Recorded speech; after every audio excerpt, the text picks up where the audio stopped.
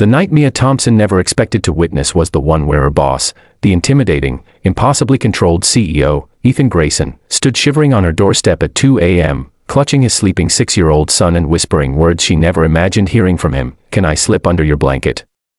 I can't get warm." She froze, breath caught somewhere between shock and heartbreak. Because Ethan Grayson was never vulnerable. Never shaken. Never unguarded, yet here he was, eyes red, suit wrinkled, hands trembling. And his little boy, Noah, curled against his chest, tiny fingers gripping his father's shirt like he was afraid to let go. Mia had met Ethan a year ago when she started as his executive assistant. She knew him as the man who ran multi-million-dollar deals without blinking, the man whose voice could silence a room. But tonight, he looked nothing like the CEO she worked for. "Ethan," she whispered. "What happened?" His breath fogged in the cold night air. "The power went out. At my house." Noah woke up terrified. His voice cracked, surprising them both. "He hasn't stopped shaking."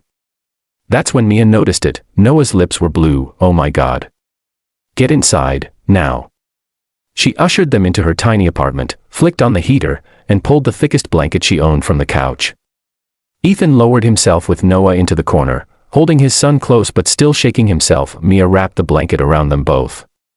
Ethan looked up at her, embarrassment flickering in his eyes. "I know this is unprofessional," he murmured. "Being human isn't unprofessional," she said gently. Something in him broke then, not loudly, but quietly, like a glass hairline cracking under pressure. Noah whimpered against him.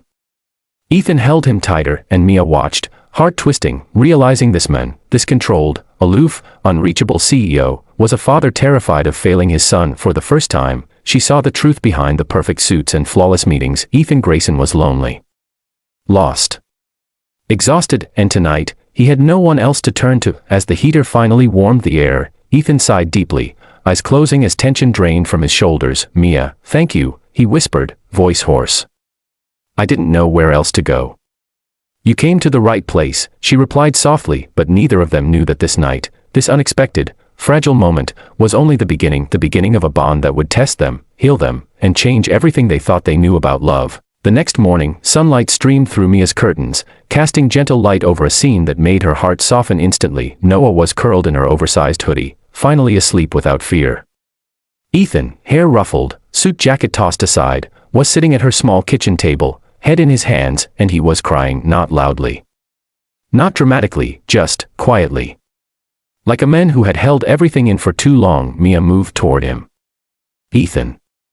He straightened quickly, wiping his face. "I'm fine." "You don't have to be," she whispered, his jaw clenched. "I'm a CEO. A father. I'm supposed to have everything under control. But you're also human." He let out a bitter laugh.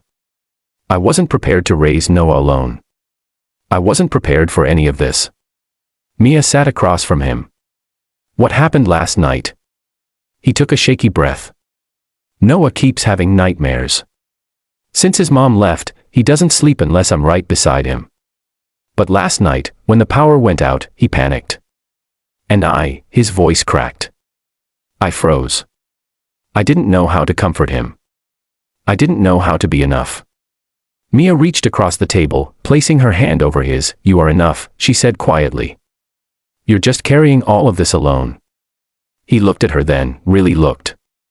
Like he was seeing her not as his assistant, but as someone who understood him in ways no one else had tried to. "Why are you being so kind to me?" he asked softly. "Because you deserve someone in your corner," she answered.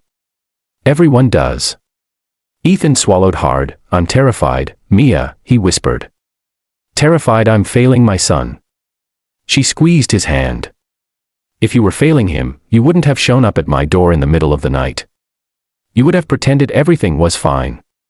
But you didn't. You put him first." A long silence passed between them, then Ethan exhaled, a deep, shaky breath that felt like him finally letting himself be vulnerable. "Mia, last night, when you opened your door, it felt like the first time I could breathe." Her heart tugged painfully. "Then breathe here," she said softly. "Whenever you need." Noah stirred on the couch, blinking sleepily. "Daddy," he mumbled. Ethan rushed to him. "I'm here, buddy." Noah reached for Mia too, small arms stretching. "Mia warm," he whispered. Ethan looked at her, emotion tightening his expression. "You've become his safe place," he murmured. She smiled. "Maybe you need one too." And for the first time, Ethan didn't deny it. That morning, something shifted, not loudly. Not dramatically, but gently, like the warmth of a shared blanket melting the cold around two lonely hearts. Ethan wasn't just a CEO. He wasn't just a single dad. He was a man rediscovering what it meant to feel safe and seen, and Mia wasn't just his assistant anymore. She was the person he ran to when the world felt too heavy. A connection had sparked, quiet but powerful. A warmth neither of them wanted to lose, because sometimes, love doesn't begin with a kiss. Sometimes, it starts with a whispered plea. "On a cold night, can I slip under your blanket? I just can't get warm."